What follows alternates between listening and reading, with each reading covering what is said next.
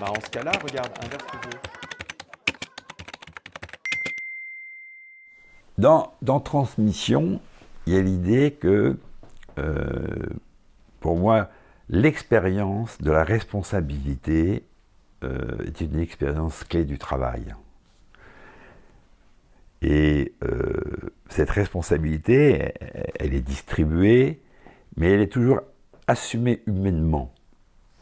Être un dirigeant, c'est pas la même chose que d'être un cadre ou d'être quelqu'un qui est impliqué. Être un dirigeant, c'est prendre une responsabilité humaine sur le devenir des autres. Se sentir responsable de ce qui advient vis-à-vis des autres. Et cette responsabilité, à la fois, elle est magnifique, bien entendu, elle demande beaucoup de travail pour l'assurer correctement. Elle demande aussi une capacité d'énergie, et elle demande une capacité d'innovation. Et à un moment donné, l'âge, le mien, celui de François, à mon avis, peut devenir une gêne. C'est pas qu'on puisse pas contribuer à faire des choses intéressantes, mais je pense que l'âge devient difficile pour assumer une position de dirigeant, assumer cette responsabilité. Dans la transmission, la question clé, c'est de permettre à des jeunes plus jeunes que nous de prendre en charge cette responsabilité. Alors dans Actemis, on a commencé ça, je sais pas, dans ma tête, c'est 3 ou 4 ans. Et là, on est à la fin du processus, c'est transmis. C'est-à-dire, entre 3 et 4 ans, on réussit progressivement à comprendre où se jouaient ces enjeux de responsabilité et ont émergé dans Artemis, voilà, dans ma tête, 4 personnes qui assurent cette logique, mais derrière, très vite, 2 autres assurent cette logique, assumer ce rôle de dirigeant, qui est un travail tout à fait singulier, tout à fait particulier. C'est la première transmission pour moi, la plus importante. Parce que et ça s'est fait dans des conditions, à des moments avec des contradictions, un peu de tension entre nous, normal, heureusement, mais quand même fondamentalement humaine, réussie, et pour moi, qui me rend extrêmement heureux. Voilà. Extrêmement heureux. Je peux dire quelque chose là? Oui, je t'en prie. La transmission, c'est pas le retrait. C'est pas on s'en va. Je te laisse les. Ce qui est très important dans ce que tu viens de dire, c'est effectivement la transmission de la question de la direction. Donc c'est libérer de la place pour que des décisions soient prises qui engagent dans le temps, au-delà de ce qu'on peut s'imaginer être en capacité de vivre nous-mêmes. Dans la transmission, il me semble que le point compliqué, c'est une certaine tendance qu'il pourrait y avoir à ce que ceux à qui on transmette continuent, comme on a fait. C'est une transmission qui devient un calvaire, ou bien fassent ce qu'ils veulent, ce qui ne va pas non plus. Alors il faut qu'ils puissent faire ce qu'ils veulent, mais que ce qu'ils veulent, malgré tout, poursuivent une certaine idée, une certaine ambition qui a été à l'origine de ce qui se joue.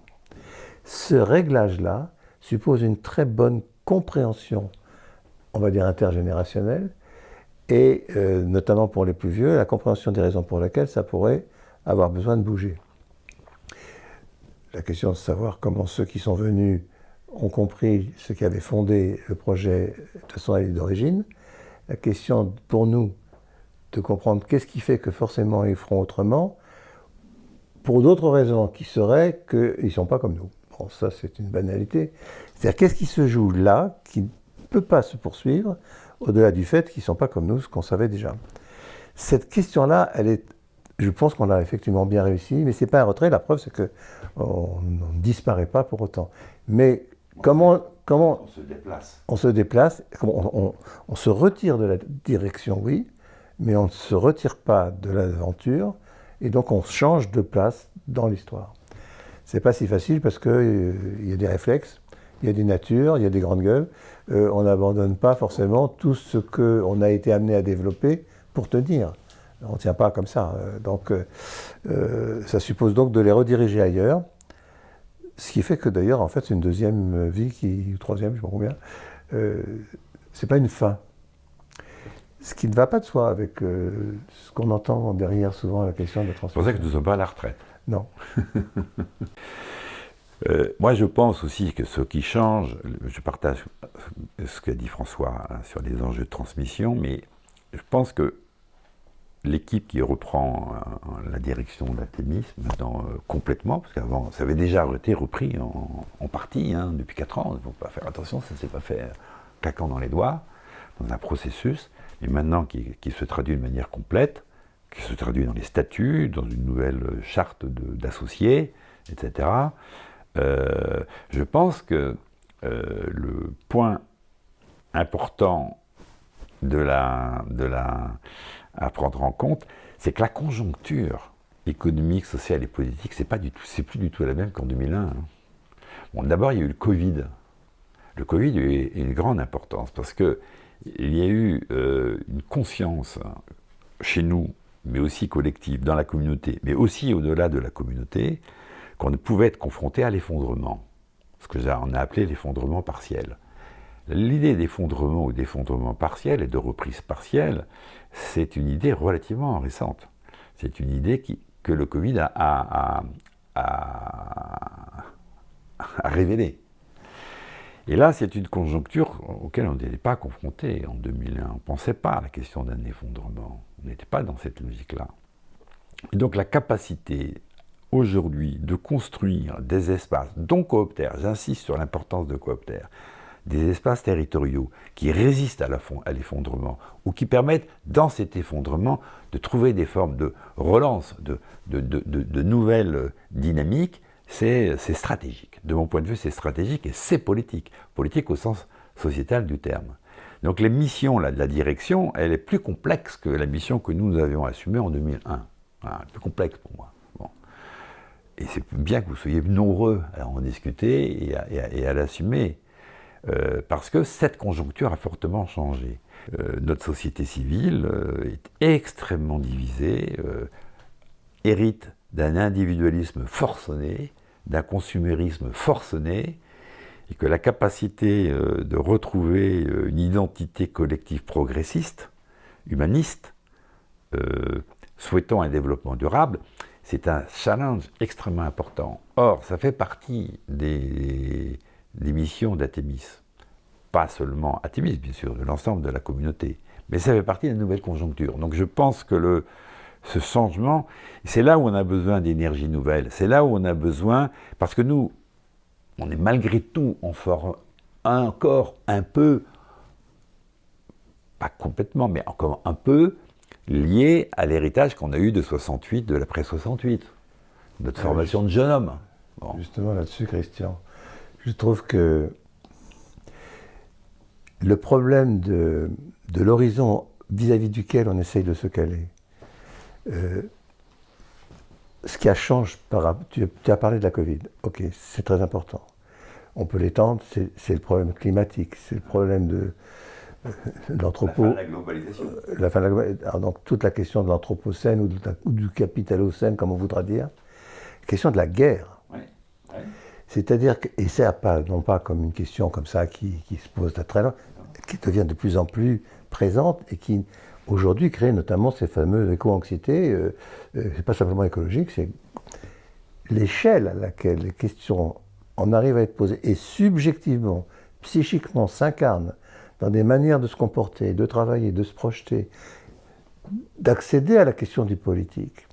Dans le Front National, comme chez Mélenchon, ils sont effectivement sur des rapports à des horizons de société qui sont vraiment courts, mais précisément, c'est peut-être pas eux les dangers. C'est que les dangers, ils sont à une échelle où il n'y a pas de relais organisé, institutionnel, et dans lesquels nous-mêmes, on est pris parce qu'on les reçoit, mais on n'a pas l'échelle de la réponse directement. Donc on essaye de développer des instances dans lesquelles on leur donne le moyen de s'exprimer et on essaye de les travailler. Mais là, pour le coup, sur un projet nouveau. Et c'est là où ton rôle et le mien peuvent apporter une pierre à l'édifice et une aide, ou je sais pas, une compétence complémentaire à nos amis qui prennent la direction d'Artémis et nos amis qui prennent la direction de l'Institut des différents clubs. C'est que, en redéployant notre activité d'un côté sur la question de la recherche et de la recherche théorique, est une manière de faire revenir l'histoire des idées et de coup de repositionner la situation de la France dans une histoire longue, très longue, de telle manière qu'il puisse aussi avoir une compréhension à la fois des éléments de rupture par rapport à cette histoire très longue, parce que je pense qu'il y a des ruptures structurelles qui se sont engagées ces 40 dernières années, mais dans les ruptures, elles ne sont jamais complètes, il y a toujours des éléments de continuité. Et donc, de porter ces éléments de continuité. Les ruptures sont plus faciles à identifier que les éléments de continuité, mais je parle des éléments de continuité qui sont des éléments positifs de continuité.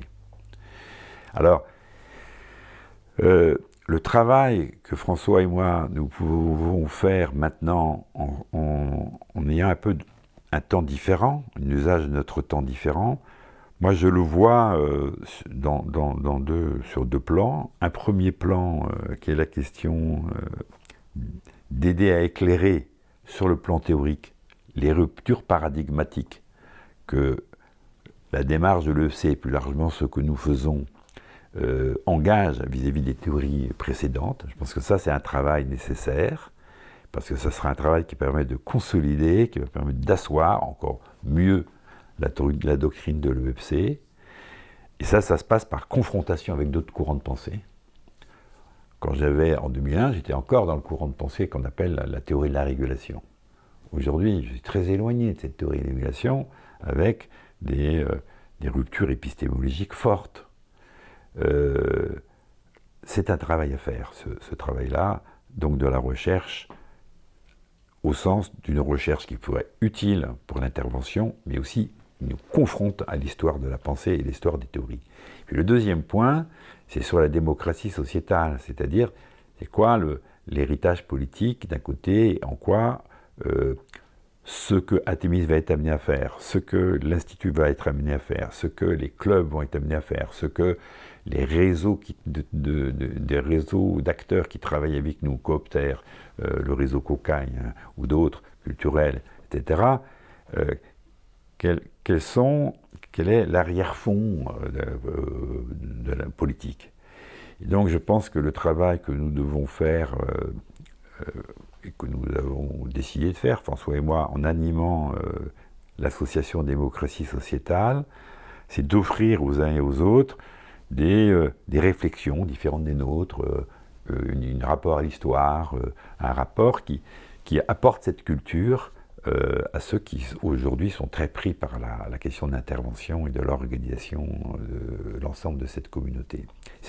Pour moi, c'est la deuxième mission, qui est plus facile à faire avec l'énergie qu'encore la nôtre, et qui est aussi fait que la compétence qui est notre histoire, qui reste une compétence singulière, peut être réutilisée, utile à la poursuite du processus. Et c'est là que je trouve que, en disant comme tu viens de dire, en réalité on est dans la franche continuité de l'idée qu'on a eue depuis le départ, parce qu'on est sur, la question du rapport au réel, on est là sur une touche que le réel a des problèmes de compréhension de sa jeunesse. Qu'est-ce qui fait que ça résiste? Et qui, par exemple, si ça renvoie à des choses qui ont besoin d'une compréhension de l'histoire, des grands équilibres économiques, macro, des risques de guerre qui sont présents, et pouvoir simplement, non pas de les constater, mais de leur donner des clés de compréhension, ce sont des enjeux de santé. L'enjeu de santé, c'est d'arriver à comprendre ce qui m'arrive et pas simplement de le subir. Donc de sortir de l'aliénation, au moins sous l'angle de comprendre quelque chose. Et ce sont des enjeux de capacité d'intervenir en même temps, c'est politique. Donc ce décalage-là sur des espaces plutôt de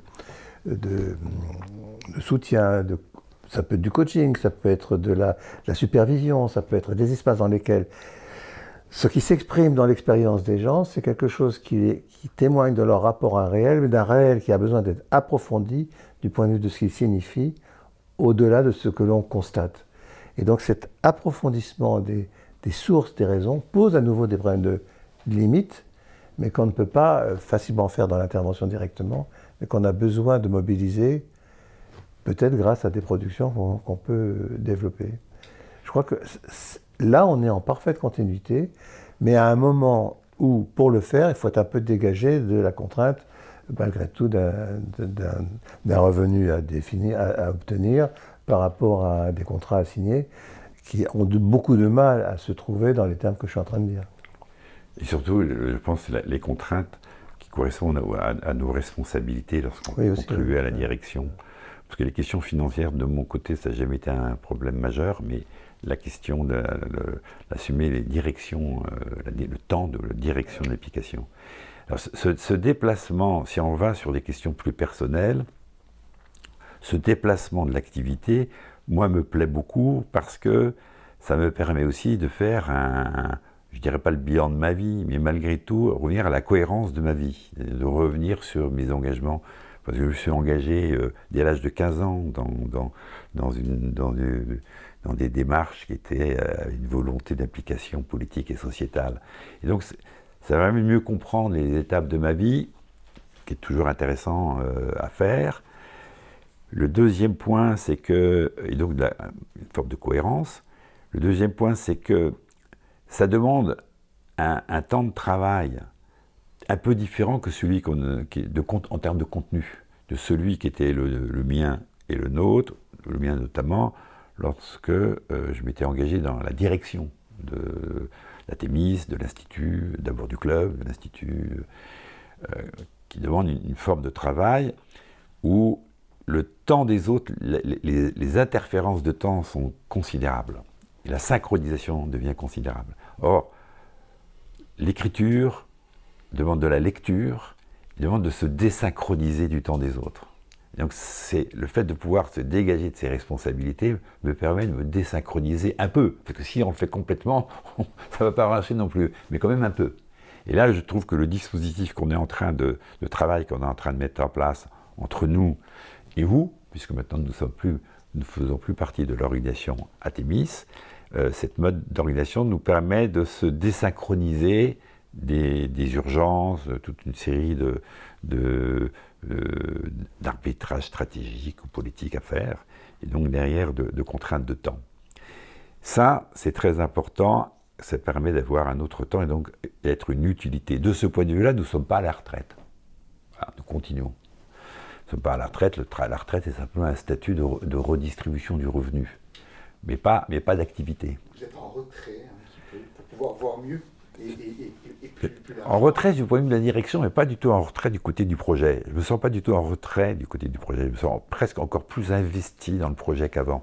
En retrait du point de vue de comment prendre des décisions, à quel moment il faut faire, quels sont les choix qu'il faut faire. Là, je me sens maintenant en retrait.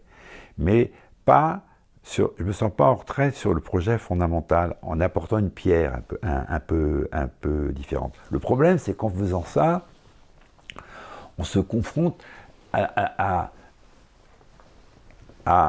notre vie hors travail. Parce que notre vie n'est pas que du travail. On a aussi une vie familiale avec ma femme, avec mes enfants, et maintenant comme grand-père avec mes petits-enfants, et les amis.